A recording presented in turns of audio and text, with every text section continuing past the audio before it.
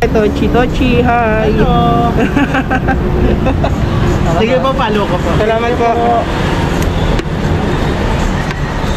Alright, na-drop na natin. First booking natin. Bali, off natin kay Landmark, pero magwo-work pa rin tayo. Mag-MC taxi rider tayo. Medyo late na ako lumabas, 11:30. Imagine nyo nun. Pero syempre, ito, mas sanay kasi ako sa ganitong oras.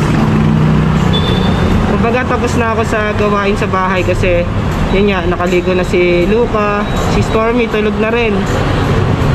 Kaya, ito yung oras para makapag-MC taxi naman ako. Alright, waiting tayo mga boss. Next book. Bye-bye.